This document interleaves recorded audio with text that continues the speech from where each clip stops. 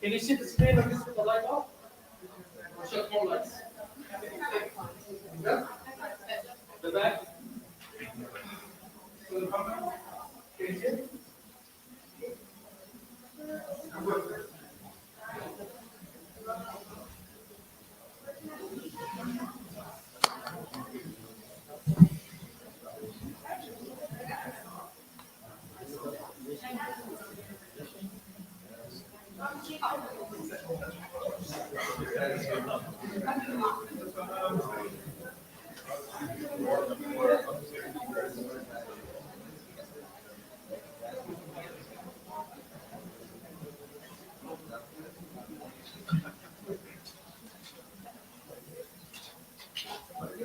Oh, okay. So we gotta pull that back. You got a chair that you can put it on?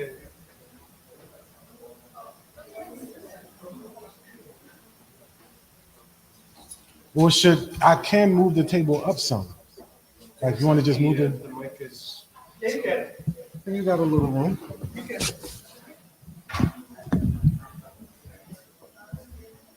I think it's good. I think we're good. We're busy.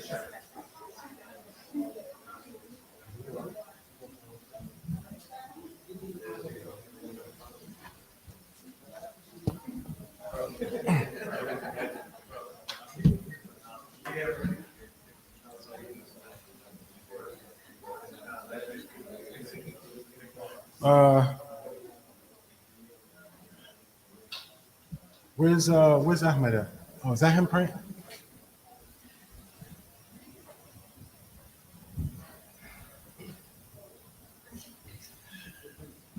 Assalamu alaikum.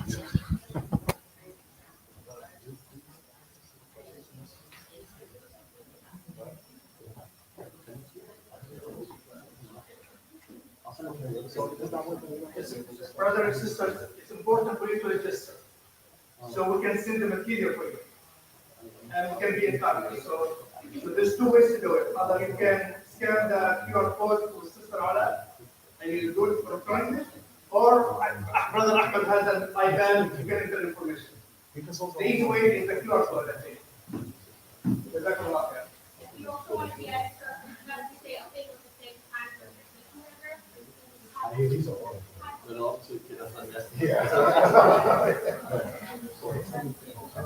I got to start with those just to get them out of the way.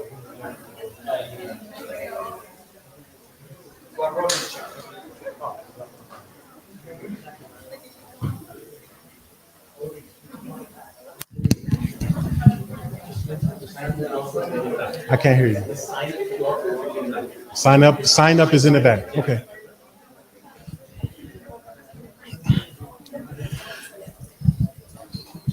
Assalamu alaikum wa rahmatullah. Assalamu alaikum wa rahmatullah. Assalamu alaikum wa rahmatullah. Assalamu alaikum wa rahmatullah. Okay, we're going to begin inshallah. A'udhu billahi minash shaitanir rajim. Bismillahir rahmanir rahim. Sallallahu ala nabiyyina wa ala alihi wa sahbihi ajma'in. Jazakumullahu khairan for coming out. Last night was the warm-up. Today is officially day one, inshallah, of our premarital series. I want to begin in a couple of minutes, inshallah. I'm waiting for some of the questions from last night. Go ahead. Oh, okay, I didn't look up. Sorry. I wanted to begin with those, inshallah, because here we go. Okay, I wanted to begin with those because, alhamdulillah, they are very important. So some of the questions pertain more to some of the brothers and sisters who are here who are currently married and asked questions for me to answer. But the reason I think they're important now because the questions that they sent, some of them are relevant to, number one, giving you insight into what marital life can be like and what kinds of issues comes up. And these are the kinds of things that you want to discuss with one another ahead of time. No, it sounds so loud to me. I'm sorry. Okay. Okay, if you can't, yeah, if you can't hear me, just let me know and I'll try to adjust the microphone. Okay, so I want to make sure to go over them because I also want you as young people who are pursuing marriage to understand that once you do get married, inshallah, these are some of the practical issues that come up that oftentimes a lot of couples do not discuss before they get married, right? And so I've met many couples, they've been married 20, 30 years. And, when we discuss basic information, and I will ask them, as I ask most people, did you not discuss this 30 years ago before you got married? And the answer for most people is no. Our parents introduced us.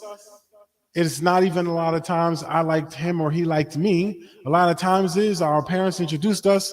We didn't object to each other. We didn't dislike each other, so we got married. And you overlook so many different important details of the marital process that you should be actually taking part in so that you can have these issues addressed. So we're going to begin with the questions before we get into the presentation. And alhamdulillah, a lot of the presentation, if you were here last night, is a rehashing of that in the beginning. So I want to sacrifice a little bit of that time for this. So, and give me a second. I just want to make sure I understand the order that the messages are supposed to be read in. Okay, are we ready?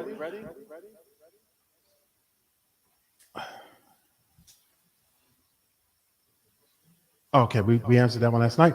Okay, does the guy pay for the whole wedding?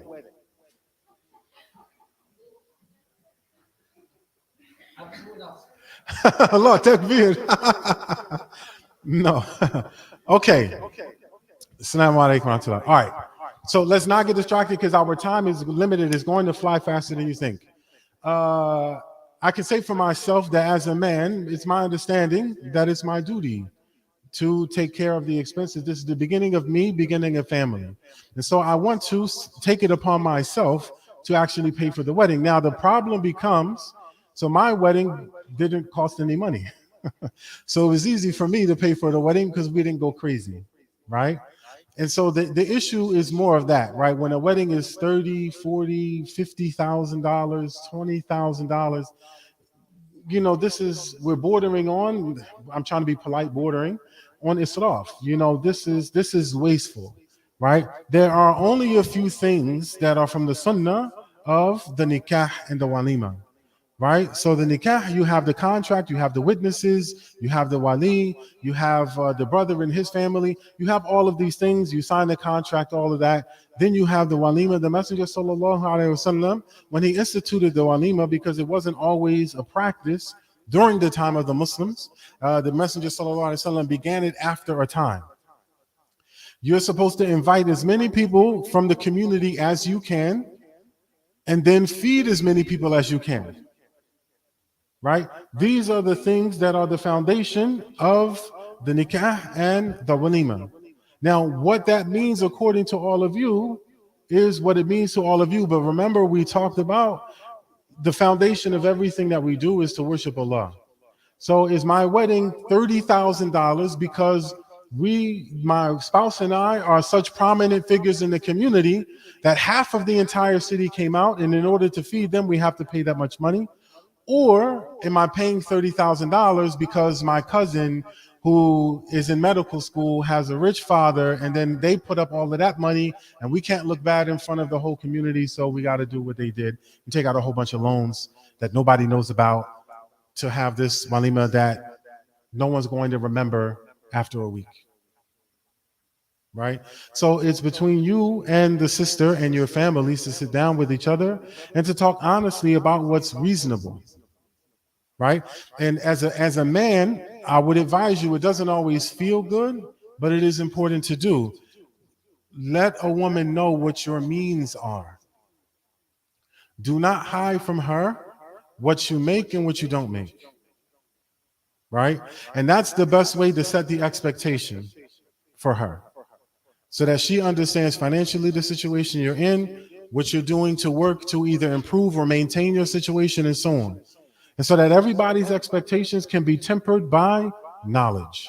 Do not pretend, you got all this money, and then the sister's like, all right, well, my mahar is 30,000, the mu'akhar is 100, and then the walima has got to be the wedding. I'm sorry, I confused the words. The wedding has to be 40, right? And the guy's looking at staring down a barrel of $200,000, and he works at Foot Locker, right?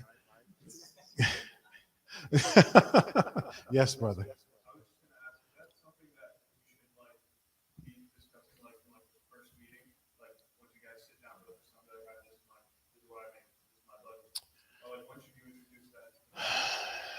No, look, I don't think that there's,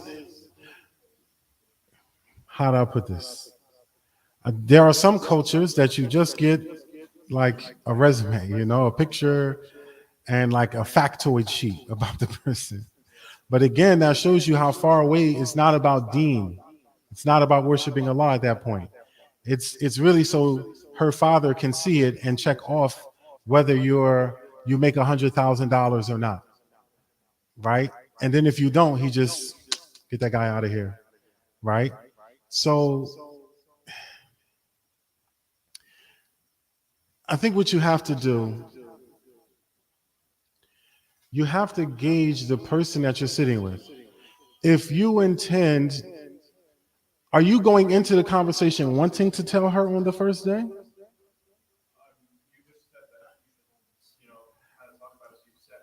Yeah, but I don't mean like, Assalamu alaikum ukhti, this is like how much money I have in my pocket.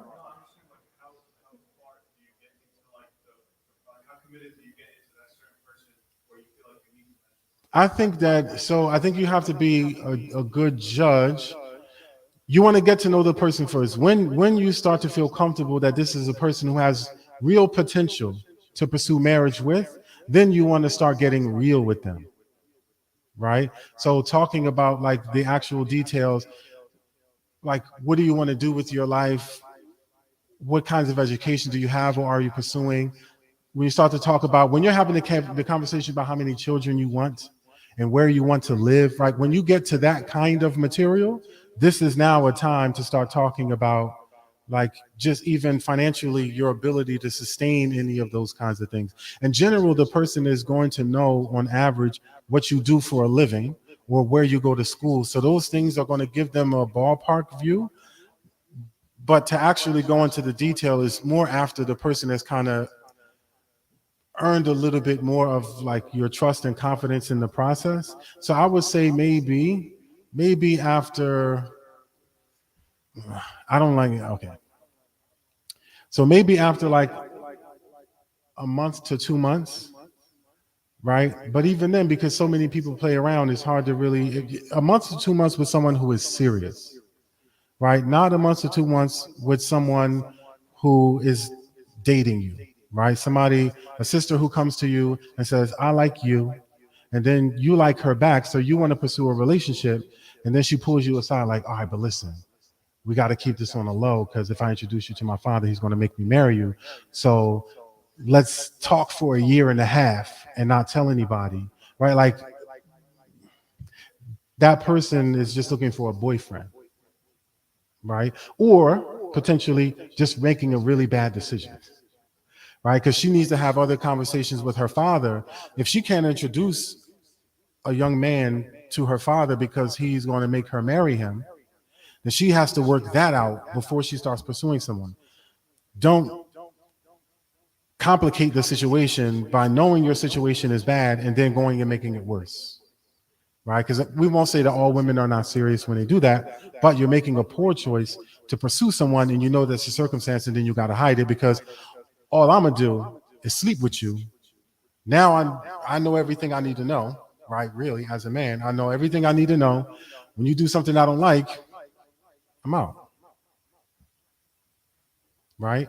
And so obviously they're not thinking that in the beginning, but that's the reality of the situation that they're getting themselves into without thinking it through, right? I hope does that answer your question? And please don't be shy to ask questions as I speak to, we're here to learn. Yes. Someone once told me that you should never marry a girl whose father makes money because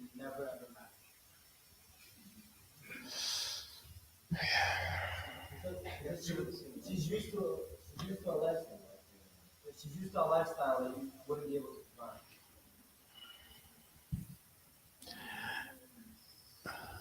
You have to be careful of people who say never and always. People who aren't careful with the way that they speak. You, again, everything is about deen. Everything is about religion. Yes? So, when you talk about the importance of safeguarding your tongue and speaking in a way that's pleasing to Allah, right? What wisdom is that person drawing on? What experience is that person drawing on to say you should never marry somebody whose father makes more money than you, right? What's the hadith that the person is referring you to if they're giving you that advice? Right? Because let's look at the wisdom and then let's look at the wisdom. He's telling you not to marry a woman whose father makes more money than you could ever imagine making. Why is that? What's his reason for telling you that? Yeah. Well, I would say he's quite a smart gentleman. He was a teacher of mine in school. I'm not saying he's not smart. I never said he wasn't smart. He was just giving us advice on. I understand that, but what's he protecting you from with that advice? Everyone shouted, "Oh, she's used to a different kind of lifestyle, and so on and so on." Right? Is that why he's telling you that? That's what I mean. Again, it's about that she's used to a certain type of lifestyle. Sure. Maybe she won't understand the idea of giving it up until after she's given it up. Sure. And then if she wants that lifestyle back, and you can't provide that. Sure. Then it might be. But what would the mistake have been? So we've heard the wisdom, and I'm not saying if this person is not an intelligent person, right? But this person is also still a human being.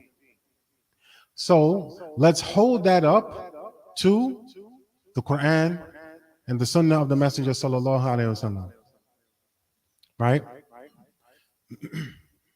The Prophet sallallahu alaihi wasallam, he says that the believer, the Muslim, is not to say what?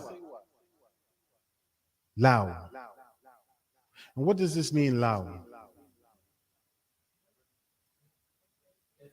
It means if, but it's a certain kind of if.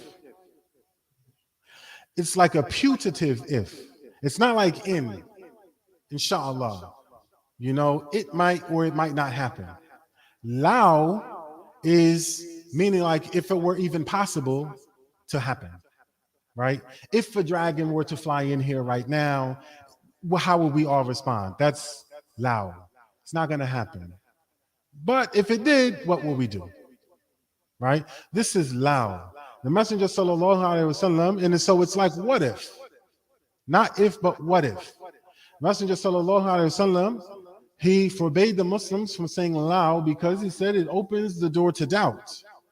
And then opening the door to doubt opens the door to what? The shaitan. Right? What if? And so now I meet a sister and I like her.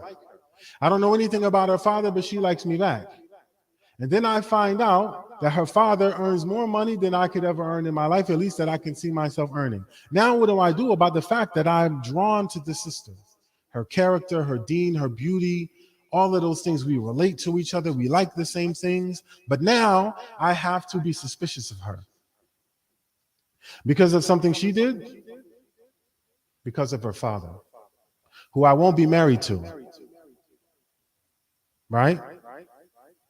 But what I could do, because I am a man, right? I need to talk to her. Listen, let's start to have serious conversations about the lifestyle that you are comfortable with living and the lifestyle foreseeably for myself that I can provide for you, and what that might materially mean for our relationship if we continue to go forward. Would that be better? Because you're saying, what if this, what if that, what if this, what if that? But the presumption in that conversation is you would never talk to the sister. The presumption in there is that you marry the sister Without having had these conversations, you marry her, bring her home to your 2-bedroom apartment, and there's no Porsche. And she's like, well, what's going on? How could all of that have happened? Do you get what I'm saying? As I like to say, we pull the string. Let's continue to pull the string. If this is your logic, let's pull the string. What else has to be true for that situation to work out the way that it does? Right? Now, when we look at the life of the Messenger sallallahu alaihi wasallam, who was his first wife? Khadija. And who was she to him? She was his boss. Did she make more money than him? Was she used to a certain lifestyle that obviously she's his boss? You know, he don't have more money than his boss. You get what I'm saying? So we have to be careful. And again, this isn't me disparaging. I'm not trying to disparage the person that you obviously hold in high esteem. But what we need to do is to challenge the thinking, to compare it to the Quran and the Sunnah. Not to say that you should be warned against marrying a woman who comes from wealth. I think you should be warned against marrying any woman that you're not having honest conversations with. And as men, sometimes we are afraid to admit what we can and cannot do for a person. Right? Raise your hand if you know 50 Cent. Everybody, right? I like to listen to these like words of wisdoms. I grew up listening to hip hop and rap and all because it's so much of the culture that I lived. And 50 Cent, in an interview, he said that one of the things that he learned from his grandfather was this. His grandfather used to come home every week and give his grandmother his check. And he explained that his grandfather told him, I give my wife my check so she knows exactly how much money is coming into this house. And she knows exactly what we can afford and what we can't afford. And that way, we have a clear and mutual understanding between each other. You got to be man enough. You got to be man enough to be willing to let someone in and to show them what you can and cannot do, as opposed to hiding. Does this make sense? This is better for us, inshallah. Okay, so I would not recommend ruling a woman out just because her father is wealthy, except that she's talking crazy, right? She's talking reckless and all that other kind of stuff. Like, and you can hear it all the way, you know, the way she's talking is like, all right, I don't think we're compatible, right? But in general, be careful, you know, just to dismiss someone because that person might be like, this isn't it. It's not about the money for me. I grew up with money, but I'm coming to Islam with an open heart about who I find. I want deen. I want deen. What does the Messenger sallallahu alaihi wasallam say? You can marry a woman for 4 things. What are you supposed to take? Fatfar, be thatted deen. Right? So be happy. Choose the woman who is the possessor of religion. And the woman is supposed to choose a man who possesses religion. Right? That's first. And then Allah will make a way for you all, inshallah. Right?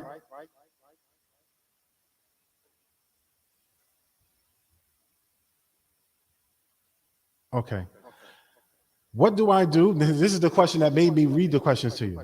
What do I do if my wife's job is getting in the way of her responsibilities? Any thoughts? I'm going to turn this out to you first before I answer it. Very good question. We have to define what responsibilities are in the first place. Because is it agreed upon what those responsibilities might be? We have different ideas of what that might be. I can tell you right now that I have a husband and a wife who they're hiding in their work. Right? Do you know what this means? They're hiding in their work. The husband doesn't feel appreciated by the wife, so he goes to work. The wife feels neglected by the husband, so she goes to work. And they both mutually go and get love and appreciation and admiration at work. And the more they get at work, the more they go to work, and the more they avoid each other and resent each other, right? So it's not just about looking at what a person is doing, but why they're doing it, right? We don't know this person's situation, that she might not be happy at home. And so, like these two people, they're hiding at work. And so she's leaving off of her responsibilities because it might be too painful to be home. And so I would rather let things in my home fall into disrepair and at least go and get some sort of happiness and contentment where I am than to go home and face my problems directly, because I might be facing them with someone who doesn't want to face them with me, who pretends there's no problem, or pretends that I'm the only problem, or I'm the only source of the solution. In a relationship, you're a couple. There's no problem that can face a couple except both of them are responsible for fixing it. It's never 50-50 responsibility. If I have a drug habit, if I'm addicted to drugs, it's not 50-50 my wife's responsibility equally as mine for me to get clean. But it's not 0-100 either. She's not free from the process of me getting clean. She's my spouse. I need her help. I need her support. I need her patience and guidance. I need her encouragement. That's all an important part of me getting the help that I need to get better. Right? Am I making sense going over these things? I hope this is informative, inshallah. I don't understand this next question. What about stewardship? Should it be divided? I don't know what that means. Stewardship. I think that I'm going to answer it according to what my best guess is. It's the man's responsibility to take care of the home. If there's an expense for the home, it's the husband's responsibility to do that. Right? This is from amongst the things that Allah Azza wa Jalla, ar-rijalu qawwamuna 'ala an-nisa. Right? That we are the maintainers and the caretakers. We just interpret it as men. We just interpret it as I am the authority. Pick this up from there and put it right there. I'm Qawwam. Right? But really what it means is I am your steward. I am responsible for you. Right? If you need a thing, it's my responsibility to make sure that you have it. Right? And that's emotionally, physically, financially, everything. That is the husband's responsibility. And so you have to pay all the bills. You have to find us a place to live. You have to do all of these things. That's your responsibility as the man, the leader of the household. Right? And then any money that the woman gives to the home is sadaqah from her. This we know, this is from the sunnah of the Messenger sallallahu alaihi wasallam. Right? All of the expenses are on the man except that the woman herself decides that she wants to give, and you both mutually agree that's okay to do. But it's not a husband, as I hear many times today, who says, well, it's 2023 and living is so expensive, so you have to pitch in. She does not.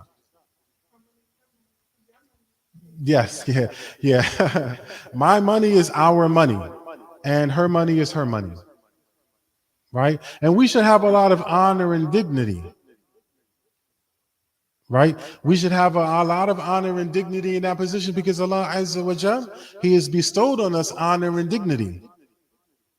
Right? Bima faddala Allah. Because Allah has given us a favor, this is a favor from Allah. We should carry it as a duty. Right?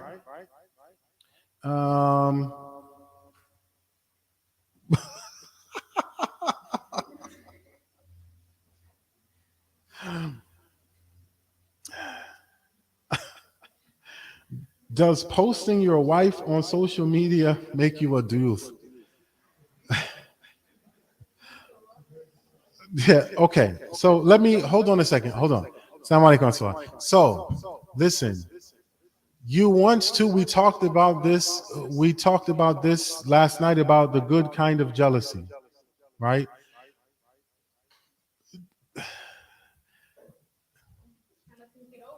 No, I'm not trying to think it over. I'm trying to put it in the best way. Just for a practice of myself, I can only speak for myself. I do not put pictures of my wife on social media, right? If you go to my social media, I don't put any, my social media is not personal. There's nothing personal on my social media because there's nothing personal about me I want anyone to know. I'm not concerned with what you know about my personal life and where I went on vacation or the restaurants I like. Social media is a tool for me. You have to decide for yourself what you want social media to be, because I can tell you, I don't want a man looking at my wife in the real world, right? And a man in the real world is going to try his best not to look at my wife. But on an internet screen, he can zoom in on her all he likes. He can do whatever he wants to do. So if I don't want him looking at her here, I don't want him looking at her there. Right? Now, my wife does have her own social media. And she posts pictures of herself sometimes. Right? I don't object to that. Alhamdulillah. I'm not in it. No one knows that's my wife. She doesn't do it very often. I think she tries to be very careful about what she posts. Alhamdulillah. Right? I actually don't even know if there's pictures of her face in it. I can't even tell you because I don't look. Right? But in general, she tries not to even get past her wrist in the picture. Right? So you trust that people are doing their best to protect themselves. You should do your best to protect your wife as well. And have a conversation with her about what you feel comfortable with or not. You got to remember that it was not uncommon for the Muslims to see each other. Right? So we have to be careful of this. Right? The Messenger sallallahu alaihi wasallam, he did sit with women and teach them things. Right? And he could obviously see them. Right? And so he went to a woman from the Ansar, and he told the woman from the Ansar how beloved the Ansari people are to him. Obviously, he had to be able to see her and recognize her to know she was from the Ansar. Does that make sense? There's, I forget the woman's name. The Messenger sallallahu alaihi wasallam, he comes into the masjid, he finds a rope hanging in the masjid. And he asks some of the Sahaba, whose rope is this? What is this doing here? And they say it's, I forget the name of the woman. They say it's hers. Right? The Messenger sallallahu, none of them are confused about her name. It doesn't say in the hadith, oh, what's her name? What's her name? They just know her name. This is her rope. She hangs on it when she prays. You know, she prays so much, she gets tired and she hangs from the rope. So it must be a common enough practice that everyone knows, oh, that's Khadija's rope. So they see it all the time. They see her doing it, so they know who she is. So they have access to her. And the Messenger sallallahu alaihi wasallam, what does he say? Okay, well, tell her to take it down. So it's normal for men and women to interact with each other. So you have to be careful about how far we take things. You want to do things in a way that pleases Allah Azza wa Jal, first and foremost. And then beyond that, right, like it's up to you how you want to do that, inshallah. Okay.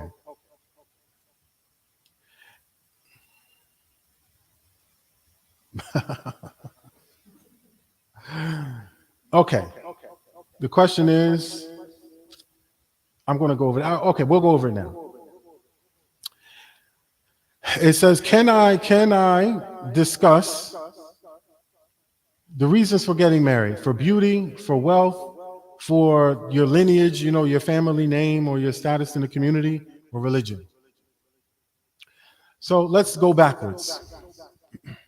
Can you marry someone because they're beautiful?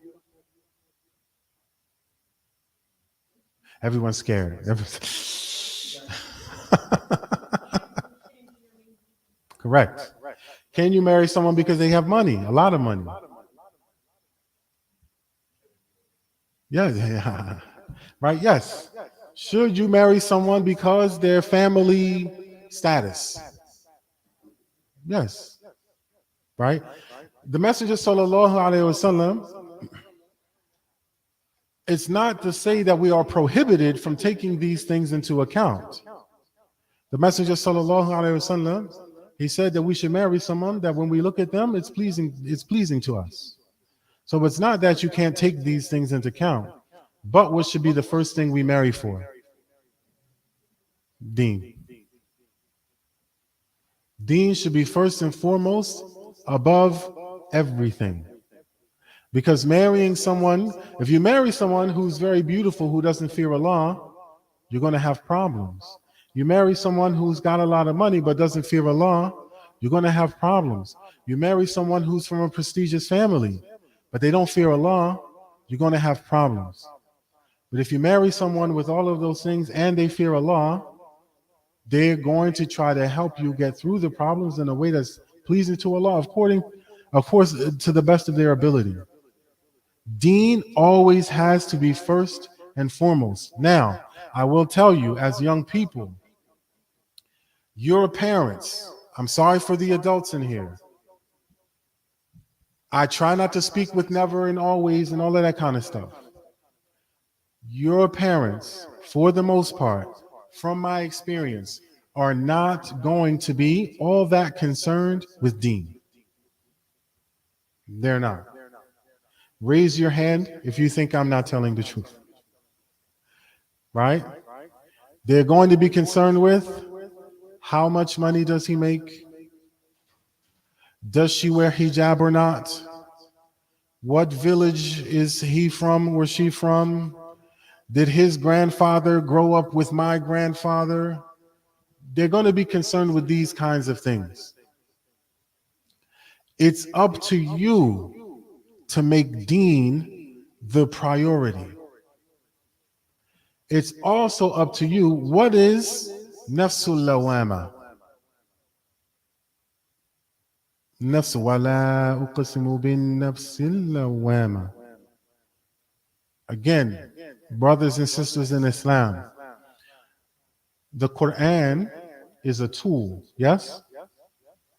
Have you ever seen someone come to your house to work on something and fix things? When they show up, they don't know what they have to do, right? You explain to them the problem, they look at the problem, and then they go, or they have it on their hip, the tool that they need, right? Or it's in the truck, yes? There's a tool for every situation, and they pull the tool out when they need it. Is the Quran a tool for you? Hypothetically, if the Quran is a tool, how many tools do you have? Meaning, how well do you know Allah's book? That in a given situation, you can remind yourself of ayat that deal directly with the situation that you're in. We want to become that familiar with the Quran. So what is nafsul lawama? And I don't know everything about the Quran, alhamdulillah, I'm trying my best. But it's a reminder for me and for all of us that we want to be so familiar with the Quran that when we're faced with a situation, we remember something that Allah has revealed to us about it. What is nafsul lawama? Anyone know? Okay, I'll explain. Is that you're moving a little bit? I can't tell if you're like breakdancing. Yes, sister.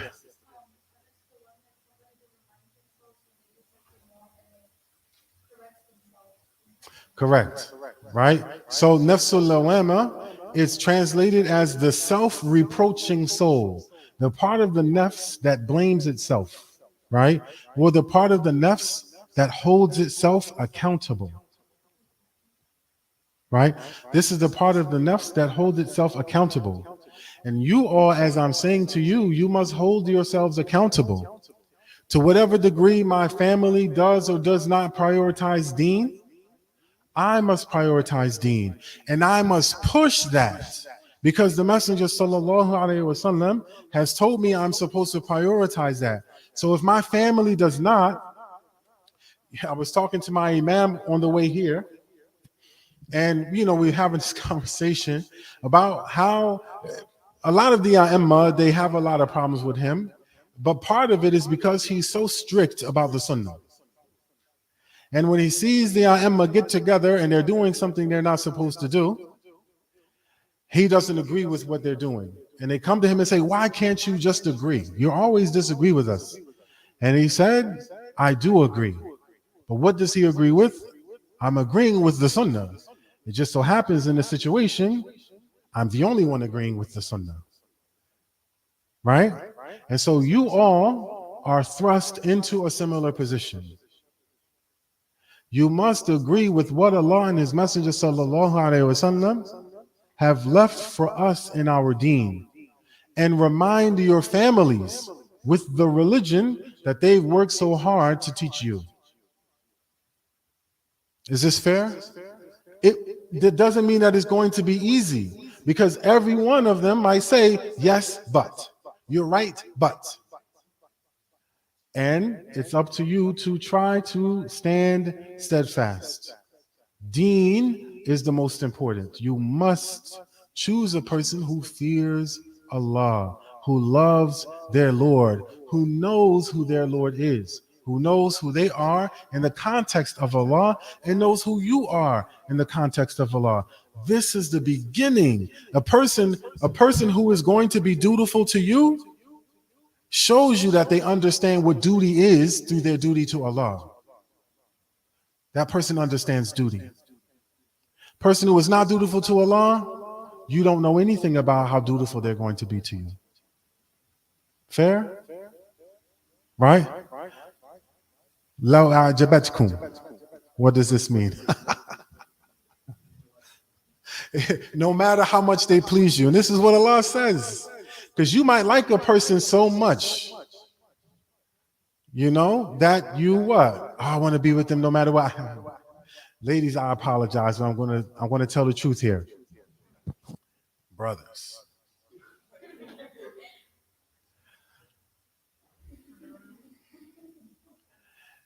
A woman who loves you, who likes you, she will accept anything from you. So you have to be responsible, because she is going to accept whatever you do or don't do. I like to tell this joke.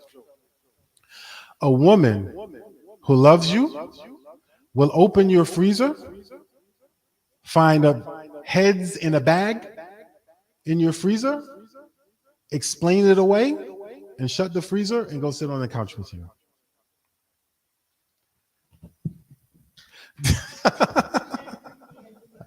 Am I wrong? Once a woman likes you, she will do anything that you want. Right? Once a woman loves you, she'll do anything that you want. But sisters, this is the warning for you, because all the men already know that. So if I have horrible character and don't fear Allah and don't have good deen, all I need to do is what? Huh? Don't be shy. I can't hear you. All I have to do is make you love me. Right? All I have to do is make you love me, and then it doesn't matter that I don't pray. It doesn't matter that I don't fast. It doesn't matter that I don't go to Jummah. Sister, I'm telling you.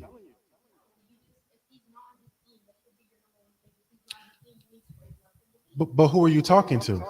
Come on, dog. All right, now we're going to have let's cut the PowerPoint off. We're going to have a real conversation. She said, sister, I'm teasing you, but this is the reality of the situation, because we're going to keep it real. Said if he's not on his deen, I don't know, do you swipe right or left? I don't. Okay, swipe left and delete. I don't know, right? If he's not on his deen, swipe left and delete. Now, how many women do you think are actually doing that? Hold on a second. Let's make him incredibly attractive. And let's make him somebody who is wealthy. Right? And someone who's tall. How tall do they have to be, ladies? What is it now? See? None of them were like, tall what? What does that mean? Everyone had a number. Right? Everyone, when I said, what's nafsul lawama, what did you hear? I'm sure, alhamdulillah, I'm going to give you the benefit of the doubt. No, I didn't say, did somebody really turn it off? Oh, my battery died. All right, we do need the thing. Whoops, it's not quite a week. So, but let's be real about what the reality is. More women know how tall a man needs to be to consider him than they know what nafsul lawama is. Am I mistaken? I'm not. Right? So, alhamdulillah, we have our sheikha. She's swiping left, she's deleting. Alhamdulillah. May Allah increase her in her taqwa. But most women are not doing that. Right? And you might be one out of 100 women who would do it. Allahu Akbar. Right? Fatuba lil ghuraba, give glad tidings to the one who is a stranger. Right? But the reality of it is that we have to be so much more conscientious and responsible when it comes to who we're choosing as a spouse in deen. If you're not marrying someone for deen, you're making a mistake. You are. Truly, you're making a mistake. Now, does your mistake wind up getting righted in the end? Quite possibly. You can stumble in a race and still win it.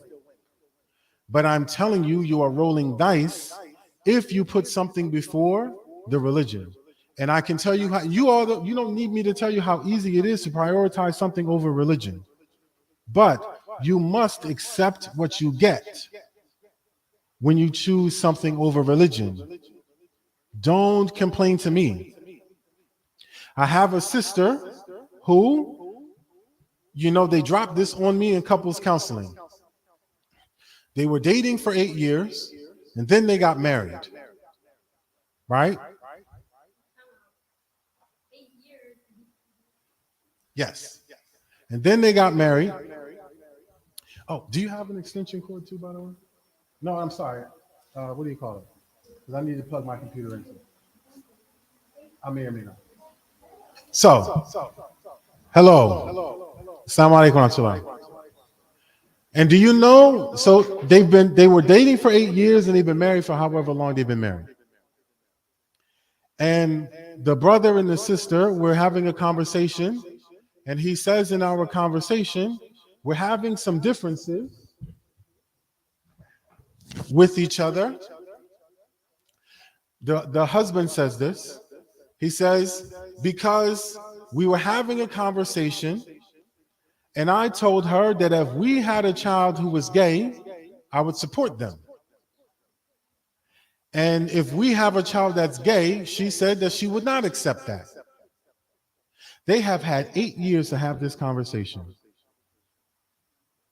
What were they doing in those 8 years? Playing footsie.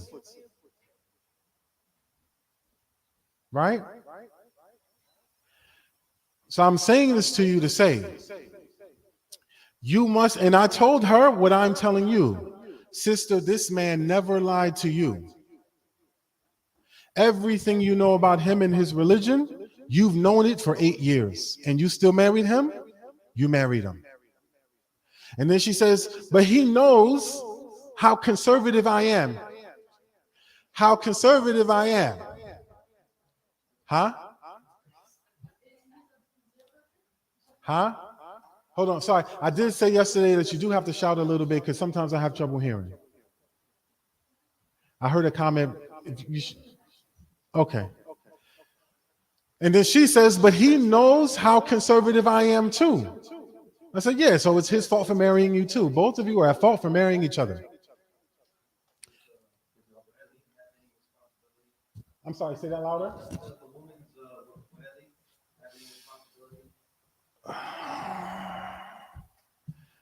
Yes. I don't know, but I don't know that situation. I don't know about the wali of the sister. I didn't ask that question. I mean, there's a lot of moving parts when people are talking about gay kids and we've been dating for 8 years. So this is the importance of having a wali or a wakil who is actually involved and responsible and actually concerned with the deen of the person. I remember for myself, when I went to go sit with a sister, And I sat with her and her uncle. And her uncle, he asked me this now, this is kind of like, he's into the Salafi movement and all of that kind of stuff. And so, but I didn't really see it as a bad question. I think, Salafi, they have their own issues. But the question that he asked to me is an important question. The first question he asked me before he asked me anything, he said, "Where is Allah?" Why did he ask that question?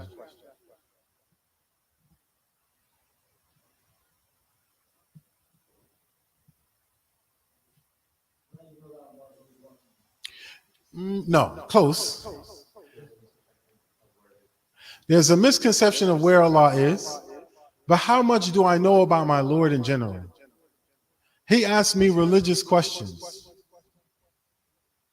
right? Because he wanted to know how well I know my religion and how much I know about my Lord, right? And so I'm telling you all, Taribat yadak. What does this mean? The Messenger sallallahu alaihi wasallam says. He says your hands will be dust if you don't marry a person. If you don't marry specifically a righteous woman, your hands will be dust. Dust. And I'm driving this point home. I'm sticking on this point because I'm telling you, you don't know what it's like. So intellectually, you might be committed to this as an idea. But when the person who you really love and covet comes to you and they don't fit what you're supposed to be looking for, you will make acceptance because your heart will push you to do that. You will make emotional decisions against your own spiritual interest because you care about that person so bad, you love that person so bad. Why else would you marry someone who does not know their religion? And who does not, in this brother's case, does not even know his Lord. He's a man who supports his children. Now, having same-sex attractions is a really tough test from Allah. And so we talked about, what does he mean in support?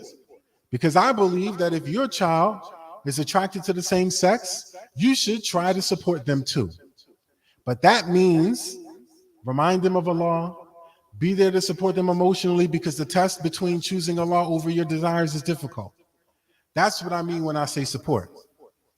What does he mean when he says support? Allah knows best. But I told this woman, a man's responsibility is to save himself and his family from the fire. Your responsibility is to marry a man who knows that he's supposed to save himself and his family from the fire. If you met a man and he is not concerned with that as his responsibility and you married him anyway, you get what you got.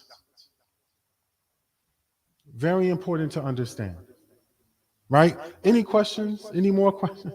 I know I'm belaboring these points, but trust me, this is going to be like 90% of the first month of getting to know each other.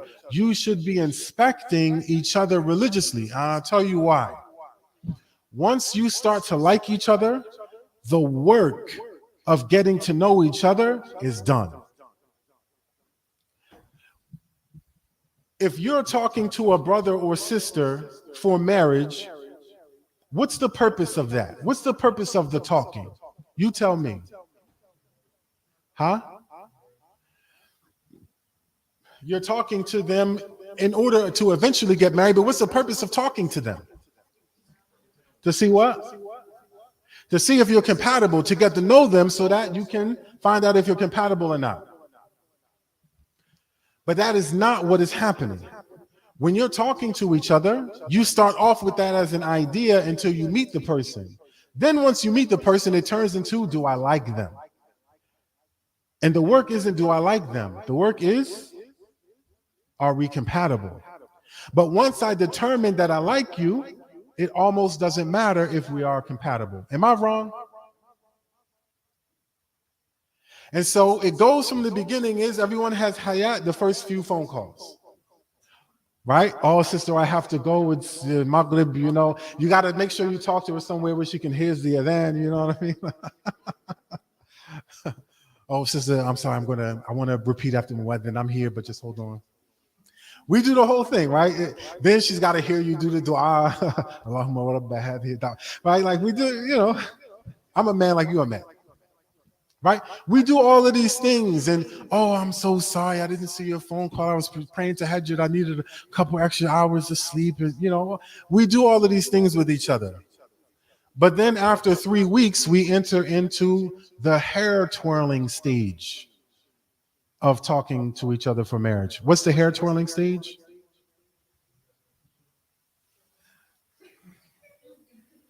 Right?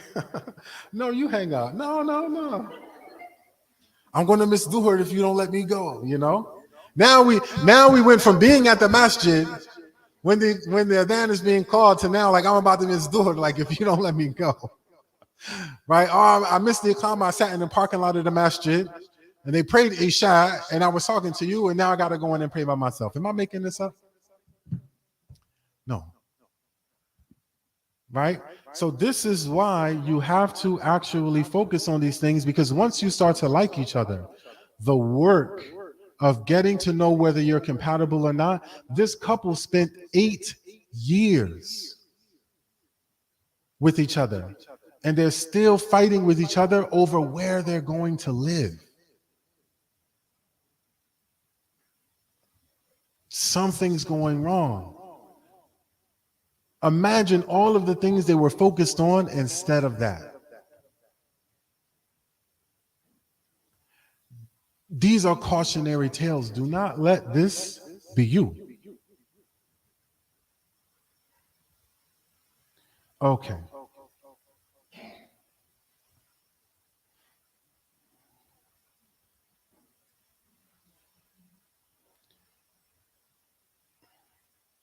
Okay, alhamdulillah. I feel like we've answered all of the questions between yesterday and today. Okay, any questions so far? I've talked a lot. Any thoughts, any questions, any opinions? I want this to be more interactive than you're used to. The sheikh comes, they sit down, they talk at you, you clap when it's over, they call the Iqamah. I don't want to do that. I want this to be interactive. Nothing. Yes, sister. Oh, yeah. See, we get one question. Yes, you, sister.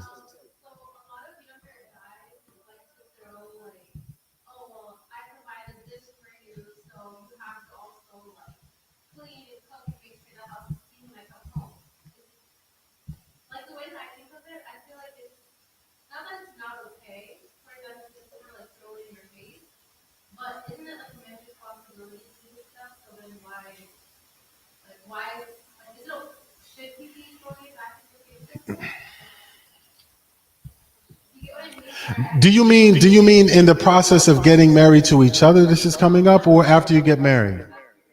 Well, again, so part of this is something that you need to discuss before you get married.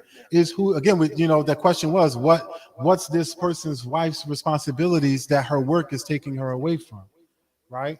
And so is that what you all have negotiated on? Because it's not to say,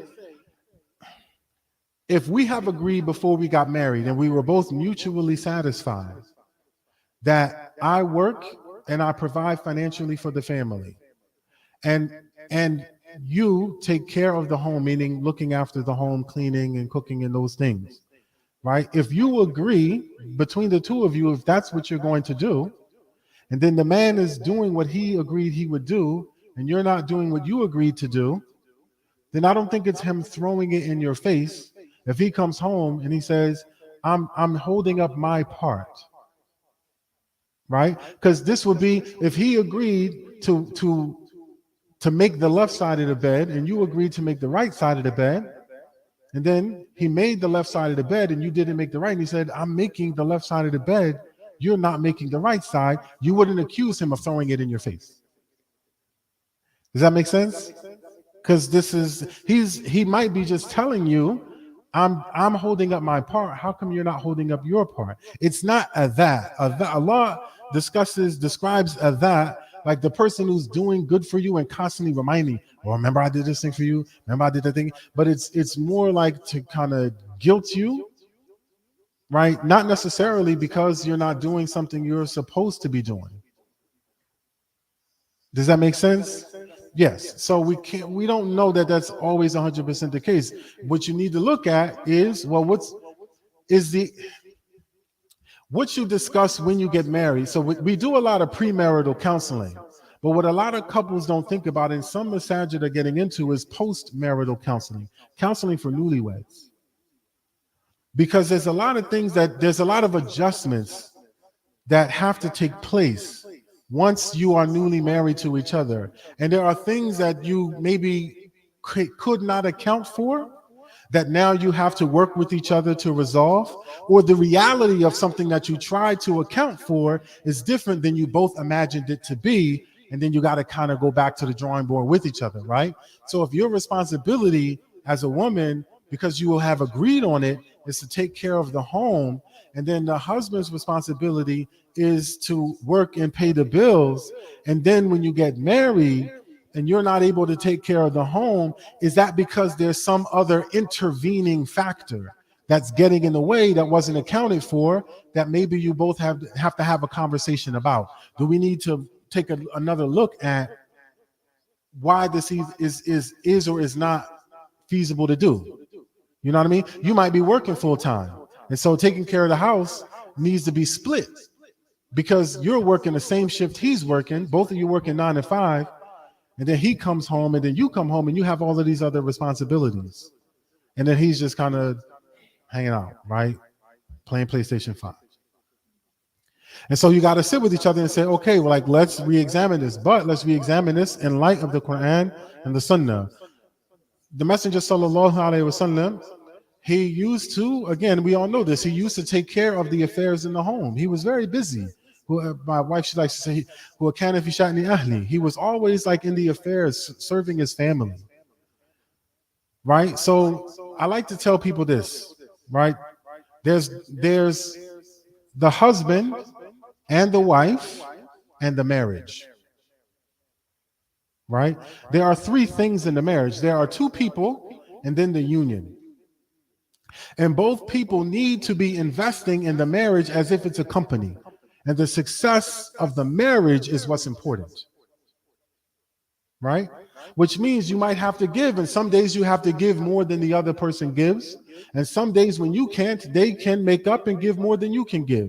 But are you working in tandem with each other as opposed to becoming combatants? Right? So for a husband to come home and his wife isn't doing something, or the wife to see the husband isn't doing something, instead of attacking each other, but to sit and say to each other, what's going on? That instead of, you're not doing this, you're not doing that. Hey, is everything okay? I noticed that the past couple of weeks, you haven't been doing this or doing that. Is something in the way? Are you all right? Do you have what you need? And so on. Does this make sense? Yes, alhamdulillah. I want to give you an example for myself. So when our two children, they're very young, but even when they were younger than that, I needed, so I wake up in the morning with the kids. I watch the kids in the morning until my wife gets up, right? And so I'm more used to it than she is. But one day, and she's not a morning person, one day I'm like, look, I'm so tired. I really need to sleep. But you need to get up and watch the kids. So she says, fine. But she's already tired and irritable and all that kind of stuff. And my kids, they were being kids, maybe they're 3 and 1 at the time. And so the minute I put my head on the pillow, I hear her, she's going off, yelling like crazy. And I don't like that. And I get really upset when I hear that. So I come storming out of the room because I'm ready to just like go off because I'm frustrated. Right? And I see her yelling, and then I see the look on her face. And I stopped myself and I said to her, are you overwhelmed? And she looked at me and she started to yell and then caught herself because she was thinking I was going to say something mean to her. So she was ready to say something mean to me. And it took a second for her to realize, oh, he actually asked me like a considerate question. He's not trying to kill me. And then she just looked at me and she was like, yes. Right? So then what did I, okay. Then you go to bed. You go to bed and I'll watch them. right? And what did she say? No, you can go back to sleep. I got it. Because all she needed in that moment was somebody to see that she was overwhelmed and that someone needed to see what she was going through. And that was all she needed. And someone to ground her, to kind of stop her in the moment, because maybe she didn't realize she was overwhelmed. Right? This is the importance of the connection in the marriage. I came out of the room mad for myself, but I had to very quickly overturn that to compassion for the other person. Because you can't just serve yourself in a marriage. In serving her, what did I get? I got patience, yeah, alhamdulillah, but let's think materially. I got to go back to bed. Now, I could have yelled and screamed and then went back to bed. I could have been like, I'm tired of this, and if you don't know what you're doing, blah, blah, blah, blah, right? I asked you just one time. I could have did all of that and then went and got back into bed. But then when I got out of bed, what would I have gotten out of bed to? An angry wife, which no one wants to deal with. Right? But this is what I meant last night when I said to you, giving to each other is so important. How willing are you to support one another? Right? Allah Azza wa Jal, He says, Hunna libasul lakum wa antum. What does this mean?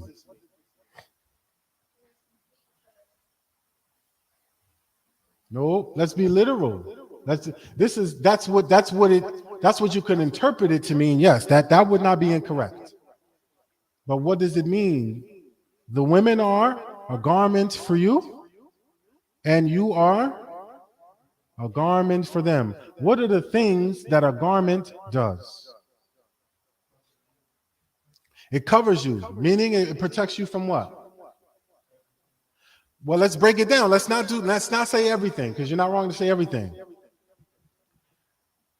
If we were all suddenly to become naked in here, we would all be embarrassed. Right? So it protects us from shame. Right? It beautifies us. It protects us from the elements. Right? It gives us pride and esteem. All of these things. Yes? Isn't this what a spouse should do for another spouse? Right? This is the purpose of serving each other for the sake of Allah in a marriage. Everybody with me? Yes? And trust me, we're going over the slides. I'm just not flipping through them. Right? Again, any questions? I've talked for the better part of an hour and 20 minutes. Huh? You have questions? Check my phone? Sorry. Yes, brother. Were you going to ask a question?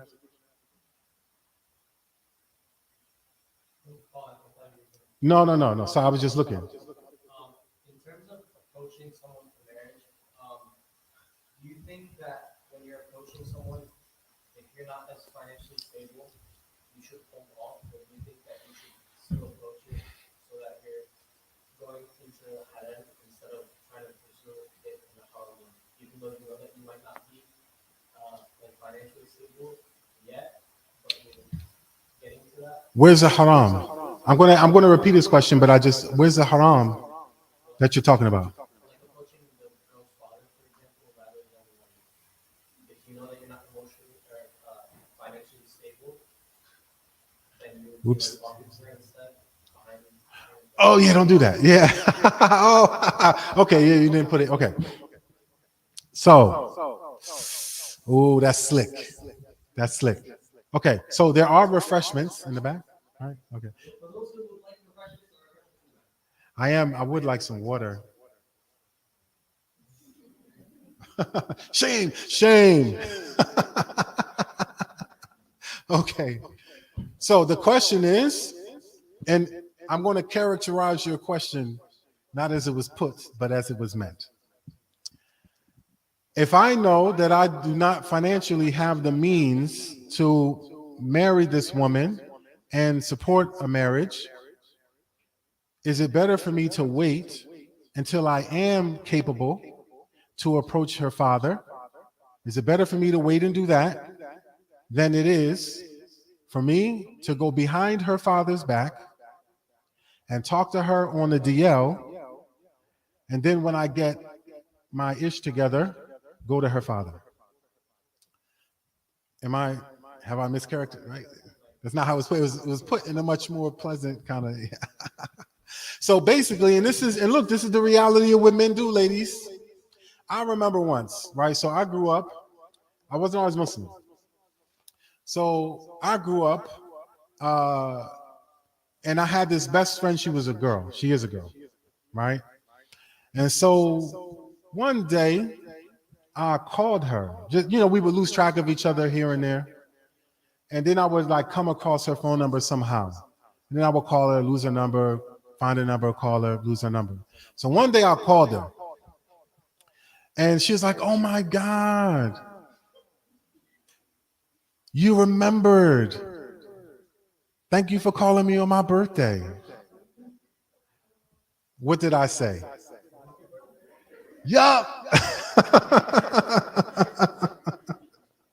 Yeah, girl. How you doing? What you doing tonight? Right? Like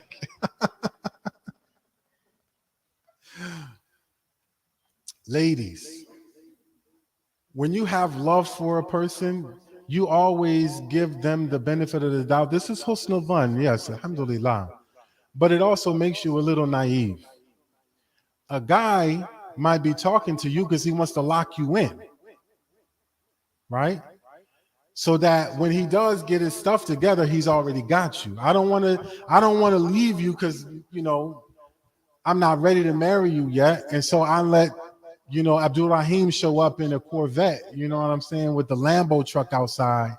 He inherited all of this money from his rich father and swoop you off your feet. And now I'm looking sick on the sideline, right? So what I'm going to do, I'm going to pounce on you, make you fall in love, make you wait for me. And then when I get my stuff together, maybe I'll marry you. Let me think about it. Right? Am I making any of this up? No. Right? So which one obviously is better? So the question is, which one is more pleasing to Allah?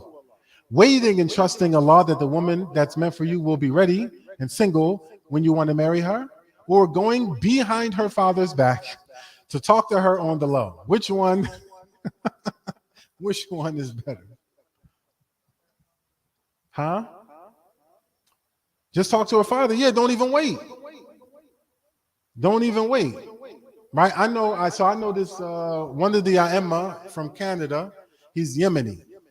And so one of the things that he talked about in Yemeni culture, at least from the village where he's from, the community, the town that he's from in Yemen, the parents support the newlyweds for a certain number of years. Right? It's already agreed upon. And then the newlyweds then pay the family back for the support that they got once the husband himself is on his 2 feet and able to support a household, right? And there's nothing stopping you guys. There are many married couples. There are many young Muslim couples that are married who live in their respective homes because they're finishing college and all of these kinds of things. So Allah has made a halal way. You have to, right? فَإِذَا عَزَمْتَ فَتَوَكَّلْ عَلَى اللَّهِ. Right? When you've made a decision, what? Trust in Allah. Right? And so what you want to do is go to the father, be a man. See, this is the thing. You got to be a man. Listen, I'm here. I'm interested in your daughter. I know full well my situation isn't where I can support a household and give her this and give her that. But, brother, here's my plan.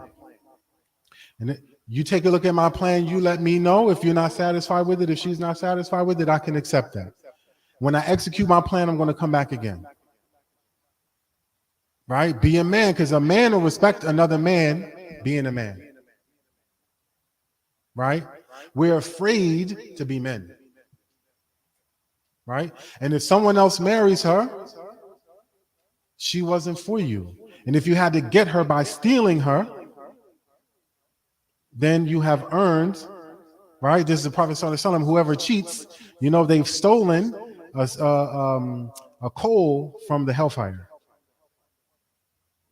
right?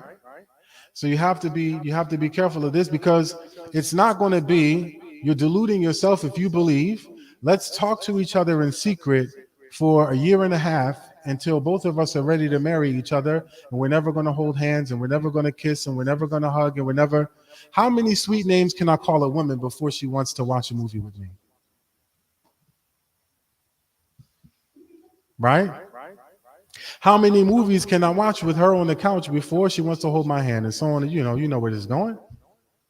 And then how do we get here? Oh my God. Right? Come on, dog. Yes, brother. I guess kind of piggybacking. So you mentioned being a man and approach your father, but at the same time, how do you know to approach your father?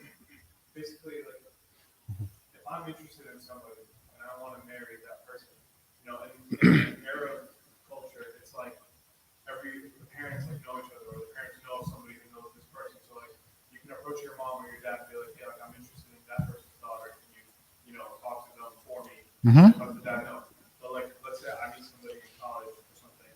No, I don't. The families don't know each other. Like anything. Like, obviously, like if I know I want to marry this person, don't I have to approach the girl and talk to the girl first until I get to the point where I say, "Hey, can I talk to your father?" And then how do I even like won't the father feel disrespected if like his daughter just comes up and goes, "Hey, this guy wants to talk to you to marry you"? I mean, I don't have control over like how the dads feel. Here's how we try to do it. Because let's go the extra mile to please Allah. Right? It sounds like, yeah.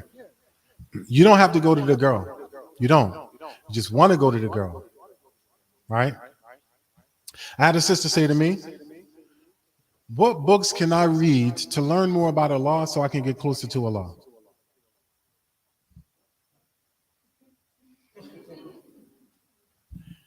And then as I started opening my mouth, she said, "Oh yeah, but not the Quran."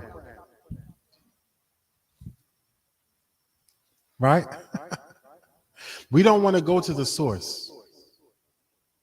Right? We should go to the source.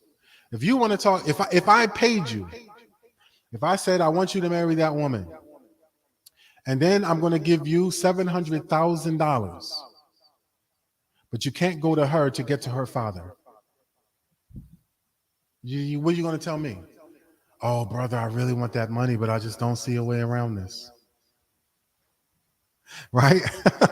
I wish, it's not mine to see. Oh man, No. Does she have friends? Right? You don't need to go to the sister. Go to her friend. Right? "Listen, I'm interested in your friend, but I'm trying to keep it halal. I don't want to make any trouble for her, and I don't want her to feel like she has to deal directly with me. We don't know each other, but I know you're friends with her." Because she might appreciate that. I don't know. The women are right here. Don't let me speak for them. Right? "Here's who I am, blah, blah, blah. Here's my social media, blah, blah, blah." Clean that up before you give it to her. Right?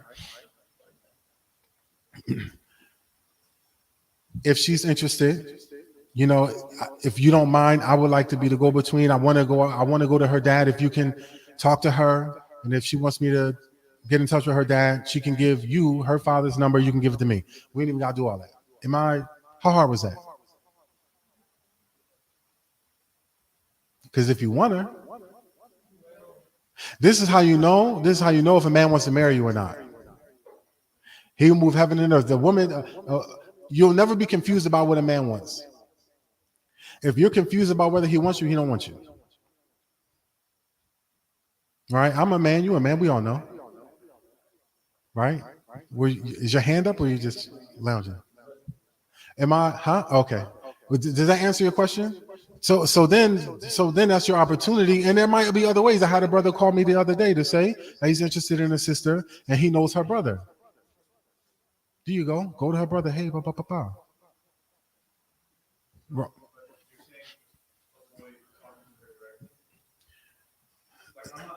It might be better for you. It might be better for you to do that.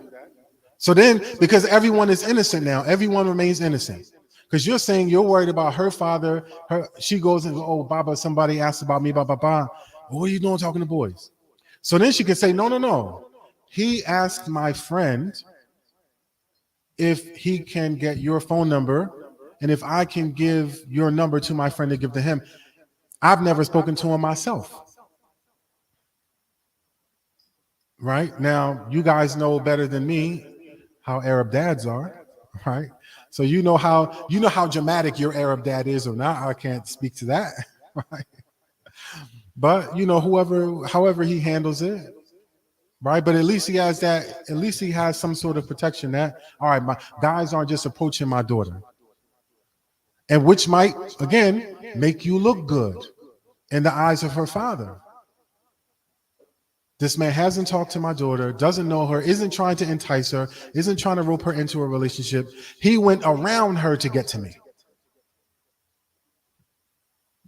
This man is interested in taking the long route. I'm telling you as a man, I can't speak for the women. I don't know how the women, how would you feel if someone did that? I'm getting one nod. So at least, there's one woman on the planet. Right? But in general, I'm saying man to man, I would appreciate that. Right? Because again, that tells me this guy's committed.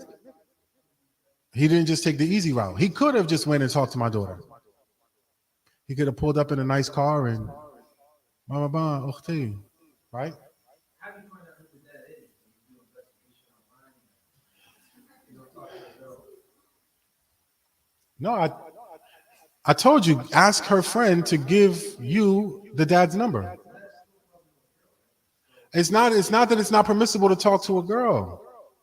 I'm saying if you're trying to protect yourself from talking directly to the sister herself, if you want to put a barrier between you and the sister, there's nothing stopping you from going to the sister. There's nothing stopping you from doing that, right? What's the story of Salama after her husband died?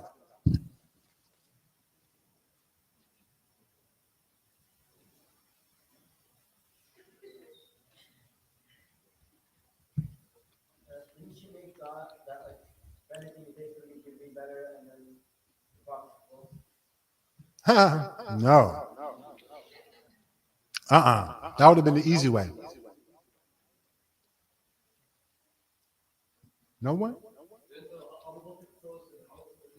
Yeah, it was like a line of people. It was like her husband died. They put him in the ground. Hey, girl. I mean, they weren't doing that. May Allah forgive me. But they proposed marriage. They alhamdulillah, a lot of people wanted to marry Salama. Right? And she turned them all down. And they all proposed. Many men were proposing to her. And she was turning them all down until the Messenger sallallahu alaihi wasallam proposed to her. Right?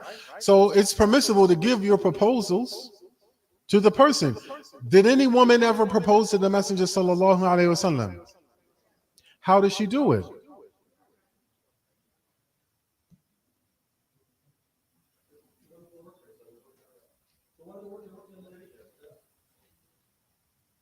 We find a way. When we want someone, we find a way to get our message through to them. It's alhamdulillah. But do you want to add an added layer of protection? Sure, that might even look better for you. Right? And so that's the issue. When you're saying, how do I get to know who her father is? Again, if I was paying you $700,000, is there any woman sitting in here right now that you couldn't find out who her father was for $700,000? No. Right? So if you want to marry her, then I would, encourage you to be, you had to put forth some ingenuity, right? Be creative. Or go directly to the sister. Sister, go to the imam. Is there not an imam of this masjid, right? There's an imam. Go to him. Yeah, imam, I want to propose. Wouldn't he know the sister? Wouldn't he know her father? Right? In general, there's always a way. And so I want you to be willing to find the way. Right? Don't look at the obstacle, look at the opportunity. Yes.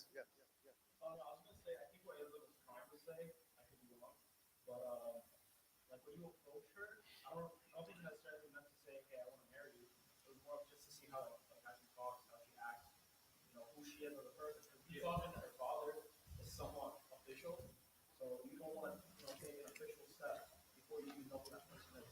So, If you don't like her, then but you should do all of that. You should do all of that before you go to the father. Then I'm not saying you gotta sit with her and talk to her before you go to her father, right? But what I'm saying is, how are you around this woman to even be interested in her?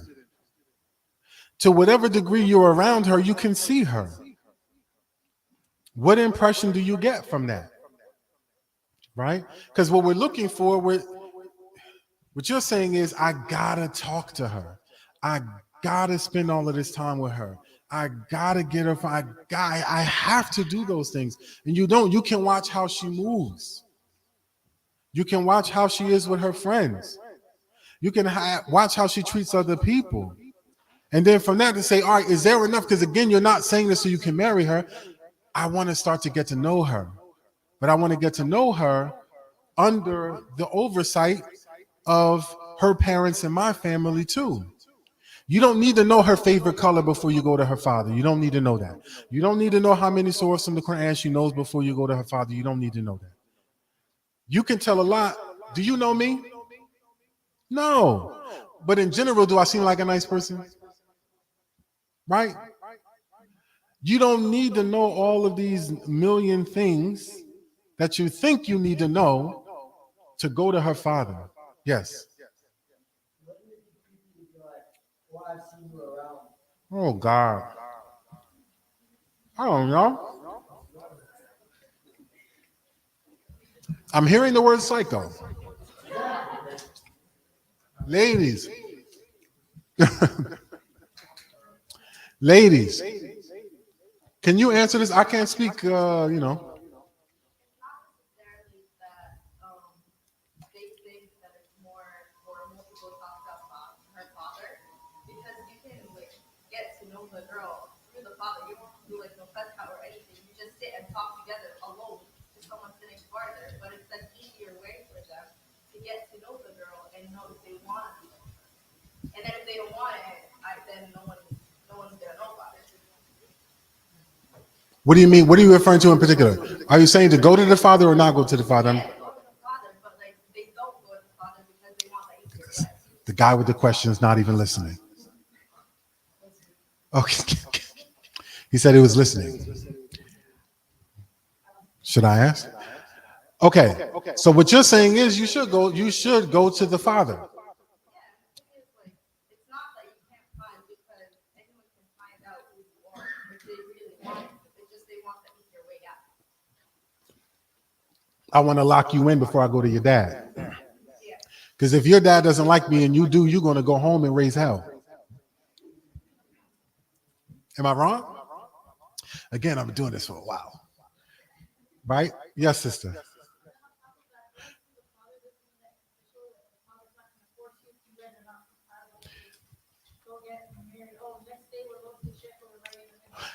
See, but sister, alhamdulillah, may Allah continue to bless you and your family. You might be, and I'm joking here, but you might be the one family where that's the actual case. At least as far as I know, if a woman says to her father, there's someone who wants to talk to me or wants to get to know me, then he's like calling the wedding hall. You can't talk to him unless you're going to marry him. God forbid you meet him and then you decide you don't want to marry him. It's a scandal in the community. Oh, my daughter's talking to all of these men. It's a whole, that might not be your experience in your home, but people are definitely doing that. And that's why you have, and I'm going to be real, I'm not trying to be salacious. That's why you have all of these Muslim women having pregnancy scares, right? Because they like a guy, but they can't bring him home because the father's going to force them to get married. So they date in secret and they start messing around. And then, I'm late. And then everyone's scared to death. This is the reality. How many pregnant women show up to the masjid in this exact situation? 21, 20, 19 years old. Right? And so this is very much a reality, which is why the parents should not do this.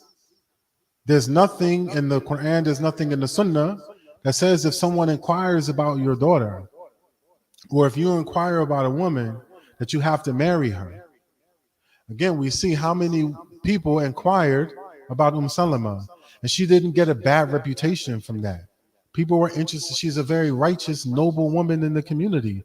Everyone wanted to be to have the opportunity potentially to be her husband. Right? It's us as Muslims, our cultures have taken over. Right? And so it is a reality that's going on, but that's why it's so important. Then this is what I said last night before we ended the talk, that you might have to fight with your families when you're on the side of what's right. You have to remind them with Islam, right? Which a lot of parents don't want to hear.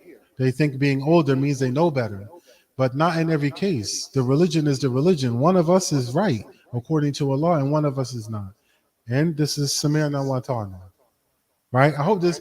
And so, but the other question is, I want to ask the question exactly as it was put to me. Would you find it weird if a brother was to say, I've seen you around? The women so far are saying no.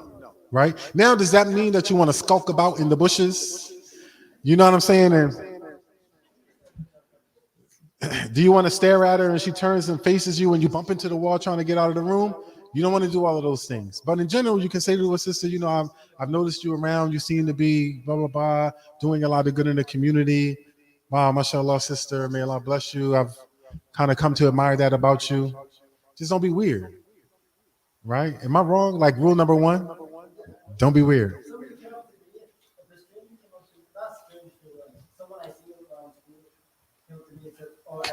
Can I interrupt you real quick before I'm gonna let you finish your thought, but I'm going to say to you, you're not telling the truth. Go ahead. Finish your thought. No, I would of course reply, but if somebody came up to me, He hit me with the remix. they've been like, "Oh, I've noticed anything about you in general," I'd just be like, "Why are you noticing?" Bruh.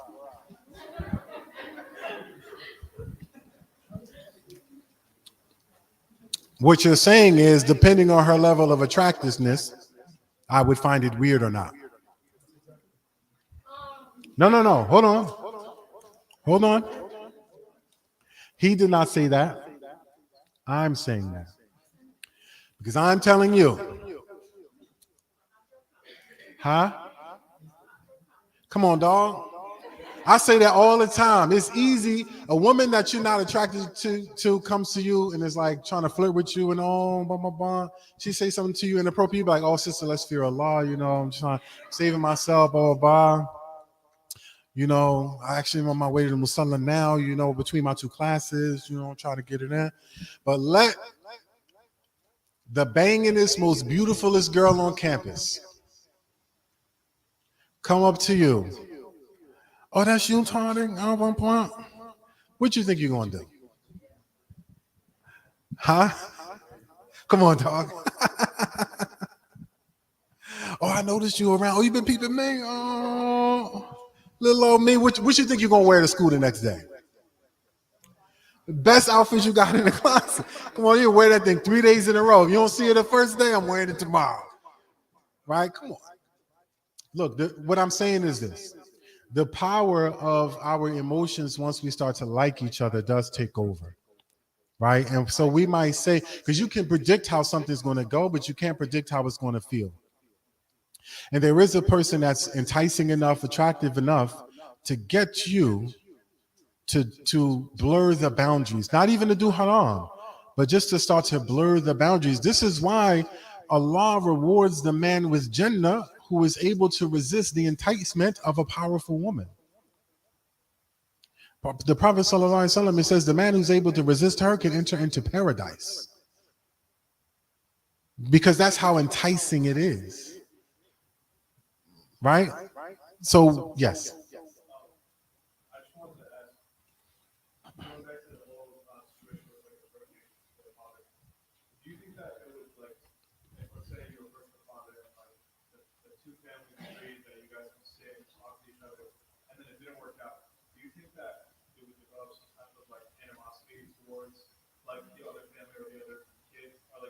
Part of the same Muslim community, and then they start spreading word, bad word, like, oh, he approached my daughter, but he's not a good guy or something like that. Do you think it would develop that type of animosity? Sometimes. How do you get around it?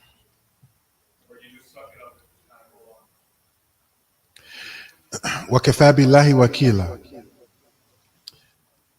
This happens all the time, right? I had a young brother call me a couple months back, and he had gotten married, and he was married maybe for like a month, and you know he had problems in the bedroom, right? I don't know if it was anxiety or nervousness or whatever was going on. Things just weren't working out the way that both of them wanted it to, right? The woman gets very, very angry. She divorces the man. Now, obviously, in the Muslim community, if a man and a woman get divorced, everyone blames the woman. Everyone thinks the man is innocent, right? And so it seems like the family, the woman's family, to combat that, so no one would blame their daughter, said every horrible thing about this man that they could so that the people wouldn't blame their daughter, right? Oh, he's gay, this and that. That's why he was having this problem in the bedroom, and so on, right? So this is unfortunately, this is why religion is so important when you marry someone. Because someone who fears Allah is not going to do that, right? This happens. I know a brother who the one who the uncle asked me, where is Allah, right? That woman's stepfather, her mother's husband, is the one who invited me. I didn't marry the sister, right? He told me that he was trying to get her married because her college tuition was getting expensive. Why would he tell me that? So now I know you're just trying to dump a bill on me, right? I wasn't really looking to get married at the time anyway. So I let the situation go. And he wasn't happy. I think he didn't speak to me for a while. Allah yarhamhu, he passed away since then. And, I think he kind of got over it. Maybe he got his daughter married and, you know what I'm saying, wasn't worried about me no more. But that kind of stuff happens. But that's why you want to actually talk to the families. Hey, listen, I'm sorry, your daughter's a great person and this and that, but here are some of the things. Then you want to be as gentle, as diplomatic as possible about compatibility.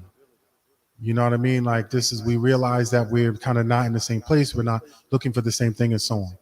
And then just kind of try to leave it at that. Try to be as respectful as possible. Inshallah. Does that make sense? Okay. All right. So I think we'll take one last question. I know we have to stop. Inshallah.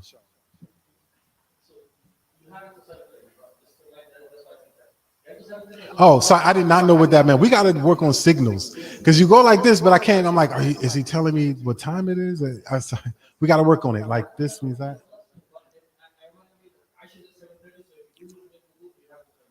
No. Because so how about we do like 10 minutes of questions because I have to leave to start my call. Okay, so I'm going to try to answer some questions, inshallah. I feel like I've talked so much and people, I want us to engage each other. I think by week 3, I think we're going to be much more comfortable because I really want you to talk. I really want you to share your thoughts. We have activities. I think I have to loosen everybody up before we get into that. Any other questions? Questions, thoughts, any of that kind of stuff? Yes.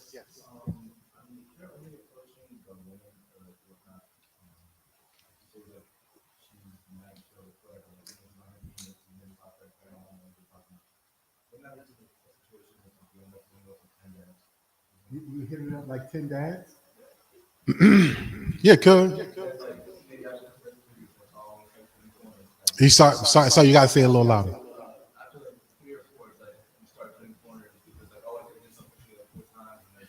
Alhamdulillah. What did the Prophet ﷺ say about the path to Jannah? Allah decorated it with hardships. And what did the Prophet ﷺ say about the path to the hellfire? He decorated it with ease. So you're saying, if I reach out to this many fathers and it's not working out, then I'm going to want to start to take shortcuts. Wanting to take shortcuts is normal, right? Wanting to do something sinful is normal. Do you decide to then do it That's really what's important. Do you remind yourself that the path that you're taking is better for you than whatever you might get if you cheat to get there? Does that make sense? Because ultimately you want Allah to bless whatever endeavor you take on, right? So you don't know that going about it the wrong way is going to get you the result that you want either. You just might enjoy it more because you're becoming impatient to talk to women. Does that make sense? But talking to the woman herself might not lead you any faster to actually marrying her, right? Because it might be that you're having a problem with all of these fathers for something that you need to work on within yourself. Talking directly to the woman means that the woman is going to be telling you the same thing instead of the father, which leads me to another important point. Wanting to get married is not the same as being ready for marriage, right? Being ready to be married is not the same as being ready to be married, right? You need, in the time between now and the day you get married, you need to be working on yourself, building and growing yourself, becoming more mature and responsible, more dutiful to Allah, learning and understanding. I used to ask people this question: if marriage is half of your deen, then is half of your Islamic knowledge about marriage? How many of you know about marriage? None of you. How many of you have had hours of conversations with your parents about their marriage? Hours, right? Few of you, which is good. And across sexes, right? Not that you just talk to your mother because you're a woman or your father because you're a man, but how many of you, how many of you have talked, mama, talk to me about your experience getting to know Baba, the early days of your marriage, learning how to interact with a man and talk to a man and communicate with a man. What did you wish you knew?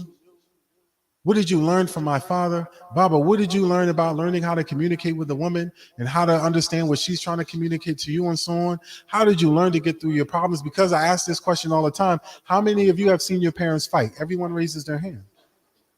How many of you have seen your parents make up? Right? Very few people. And so what it looks like is they just fight and then suddenly they're just okay. And there's a whole process that takes place probably during the night when you're asleep.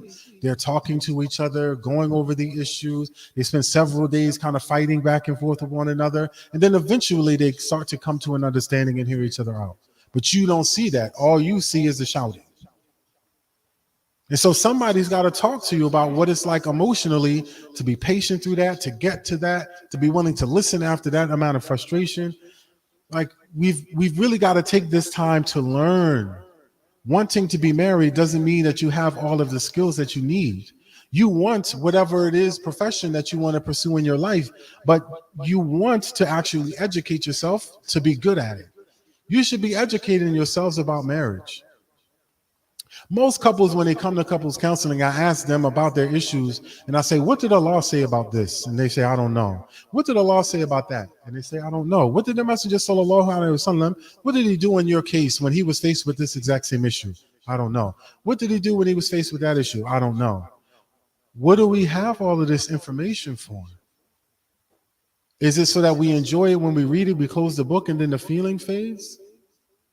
Or is it for us to actually learn and grow and internalize, and we have a roadmap now that we're supposed to follow, right? You need to be, I like to tell people, you sit in your house watching TV for a year, and you're sad about not being married. And then someone comes and knocks on your door, and they're exactly who you want, and now you want to go to the gym, right? When should you have been going to the gym? All that time before, right? Now you're not going to eat for 2 months, right? No. Now you want to clean your house. Somebody says, knock. When should you have been cleaning your house? Every day in preparation for that day. So what are you doing, each of you individually, what are you doing to prepare yourselves for the day that somebody comes along for you to marry. Don't waste this time. Make good use of it. Make yourself prepared. Right? I'll make time for one more question, inshallah, but then I really have to go. Yes. So like, what other requirements are there for you to, be ready for marriage? Well, you mentioned emotionally, right? Financially, somewhat. But what else? You need to be mentally prepared.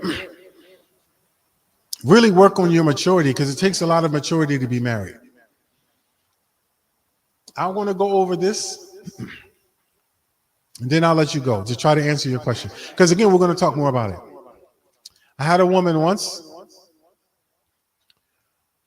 who she said to me, may Allah bless her, may Allah give her what she's looking for. She said, I want to marry a man who is hafiz, right? He needs to be a leader in the community. He doesn't have to be the imam, but he has to be someone of high standing in the community and have a lot of responsibility in the masjid. Right? What masjid do you think she goes to? None. Right? She wants someone who's memorized the entire Quran. Do you think that she knows the Arabic alphabet, that she would be able to read it? No. Has she memorized even more than 10 surahs at the time? This is many years ago. Do you think she memorized more than 10 surahs? No. Right? What responsibility and leadership does she have in the masjid? None. The man who's memorized the entire Quran is a man of significant stature in the community and is a leader in the community and is well respected. What kind of woman do you think he's going to be looking for?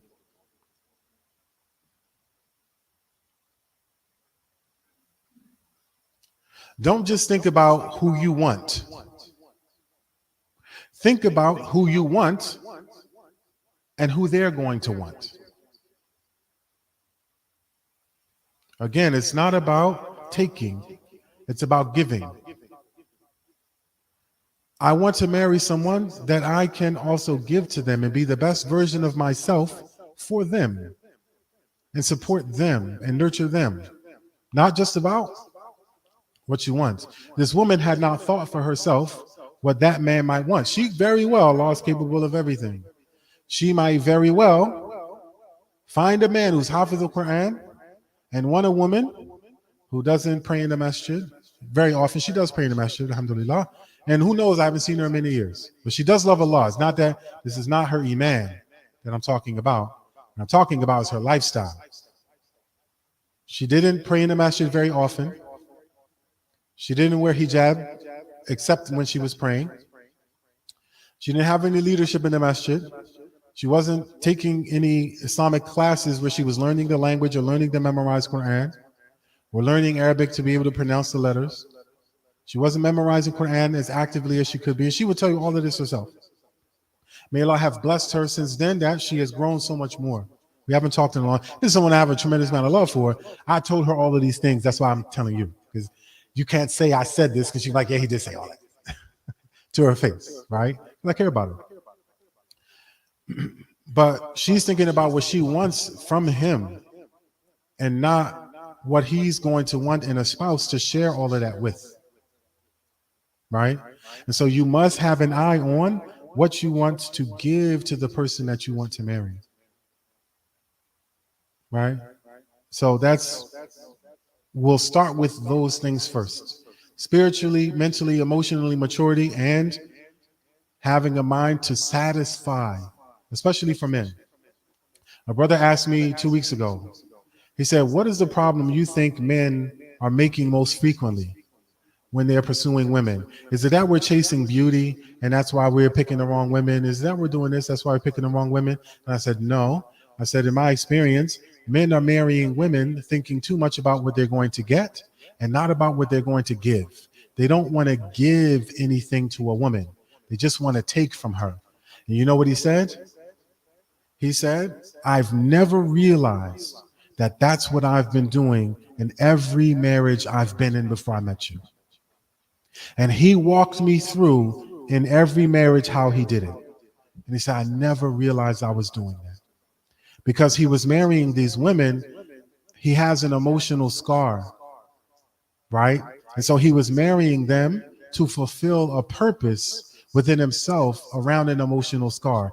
He's a man who needed to be needed because he always felt unwanted. And so he would marry women who were in terrible situations, and he would be their knight in shining armor.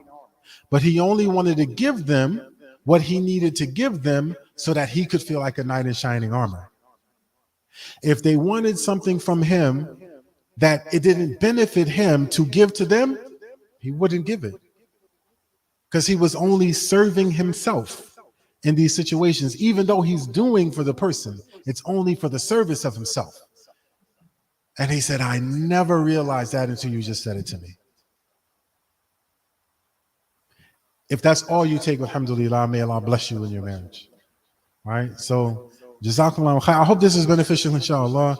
Bidnillah, this is the beginning of us. We have 5 more weeks of this. Jazakallah khair for all of your participation. We're going to build on this, inshallah. Subhanakallahumma wa bihamdika ashhadu an la ilaha illa anta astaghfiruka wa atubu ilayk. Assalamu alaikum wa rahmatullah. The sign-in sheet is in the back. You have to sign it already. In the back of the meta. Because Brother Wayman needs it for us to send the presentation every week. So if you haven't signed it already, you can go and look in the back of the iPad. It's not a problem.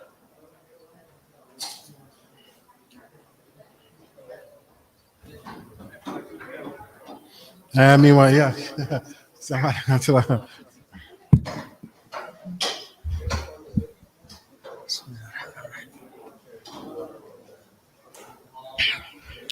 الله أكبر الله أكبر الله أكبر الله أكبر أشهد أن لا إله إلا الله أشهد أن لا إله إلا الله أشهد أن محمدًا رسول الله أشهد أن محمدًا رسول الله حي على الصلاة حي على الصلاة حي على الفلاح حي على الفلاح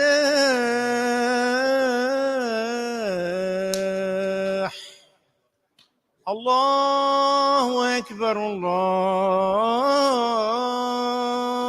أكبر لا إله إلا الله